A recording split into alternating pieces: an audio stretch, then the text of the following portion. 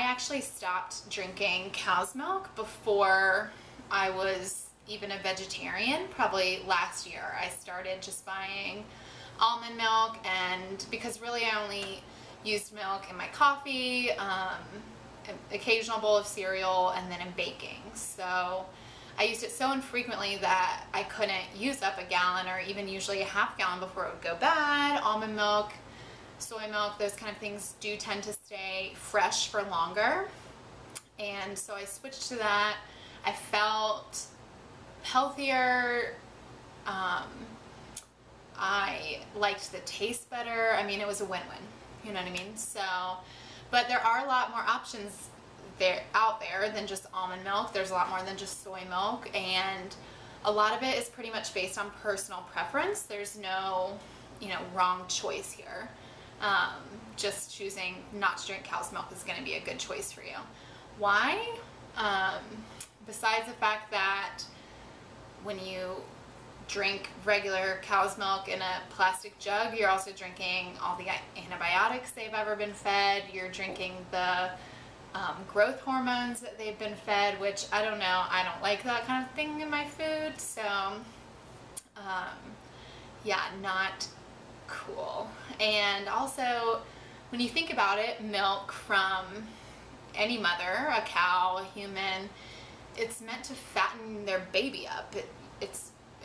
Cow's milk is meant to turn an 80-pound calf into a 1,000-pound cow in a year.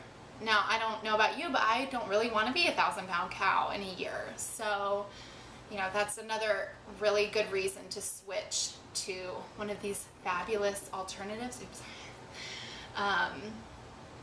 So, I mean, do some research on it, see what you think, but there's a lot of other things in your milk than just, protein and calcium. So there's another topic is the calcium content. These days dairy food is touted as the prevention for osteoporosis and the cure for osteoporosis. And it's funny because the United States has one of the highest consumptions of dairy products, and we also have one of the highest rates of osteoporosis. So obviously something's not adding up. And what doesn't add up is the fact that studies have shown that high amounts of animal protein in your diet literally pulls or leaches calcium and other minerals from your bones. So the very thing that you're drinking to get more calcium and strengthen those bones is actually what is preventing you from keeping it there. So, and it's also not just about calcium in your diet. You need a whole range of vitamins and minerals. And if you're eating dark green leafy vegetables and, drinking these milks that are fortified with calcium and things like that, you're going to get plenty of calcium. I just went to my doctor and got all of my levels tested, and my iron and my calcium were perfect, and I haven't had an animal product since January. So that's great news. Anyways, let's get started. So, I'm not endorsing any of these brands per se. I may tell you my personal preference of the type of milk, but there's my timer for my new recipe that's coming out next week, and it just went off. So let me turn my oven off.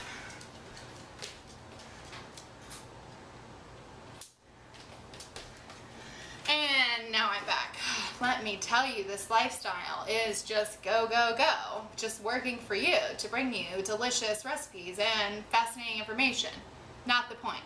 Anyways, so what I've been buying since I discovered it is the unsweetened almond milk. I started off buying vanilla and putting that in my coffee every morning, which is great.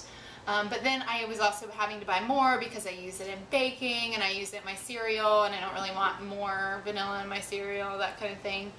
So the unsweetened version, so far I love, and the best part is it has 35 calories a serving, which is a cup. So 35 calories a cup, whereas I think, a cup of skim milk has what, 80 to 90 calories? I have no idea. But that is, it's nothing. I mean, it's nothing, and you get 45% of your daily value of calcium, 25% of vitamin D, 50% of your vitamin E. Plants have no cholesterol, so if you're eating plant protein, you're not going to have any cholesterol, and there's no saturated fat in here. So I have really liked it, and if I'm putting in my coffee, I'll just put a little bit of agave nectar in there with it for that, you know, sweetness.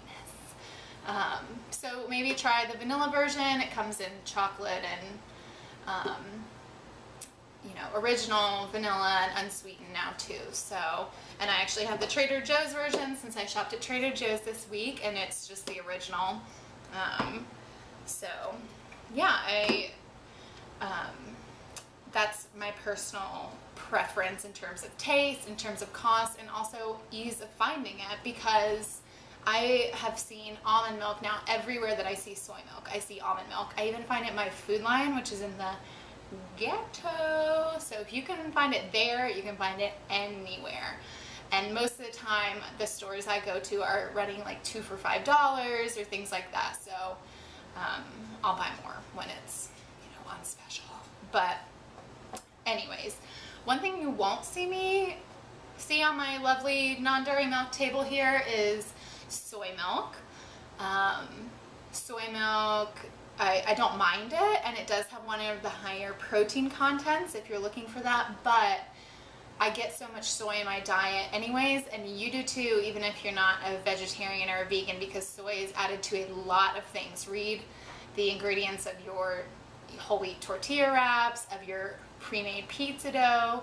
Soy is used as a filler and things like that in a lot of foods. So not drinking soy milk is just an easier way for me to balance and know what I'm eating when I'm eating it. So I don't want to be on an all soy diet, so I avoid soy milk. But if you don't eat that much soy, it might be a good idea for you. And I'm going to do a blog about how the right amounts of soy in your diet later, so be looking for that. Another, probably the next most popular after soy milk and almond milk, would be rice milk. And I have this lovely vanilla version, which I also got at Trader Joe's this week. I'm not sure I'd ever had it before this week. I got the vanilla version. It is very good and sweet, and it was good in my coffee this morning. Per cup, it has 130 calories. It has a gram of protein. Pretty much all the same vitamin and mineral contents as almond milk. The only thing about rice milk that I found is that it's a little bit more watery. I had to use a little bit more in my coffee this morning so that I could taste it there. But and since I'm a little frugal and I'm a teacher, I like to be able to use less. But if you like this the best, it's a good choice. So last but not least, something I'd never heard of before I became a vegan and started listening to vegan podcasts and things like that was hemp milk. That's right, made from a hemp plant. I also found this at Trader Joe's, and it's about the same as all the others. It has 130 calories a cup, 35% of your calcium, 15% of your vitamin D. It has 3 grams of protein, so it has a good amount of protein. And as for the taste, I mean, it tasted good. It tasted like I was drinking a plant a little bit. So if you like that taste, then go for it. I'm not sure that plant-flavored coffee is what I am going for every morning, but to each their own, okay? There's also oat milk, which I did not feature here, sorry.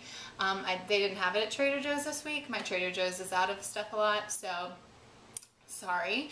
But it would be on the same shelf that you would find rice milk and hemp milk and some shelf-stable almond milk and things like that. So if you think that's going to be for you, then give it a try.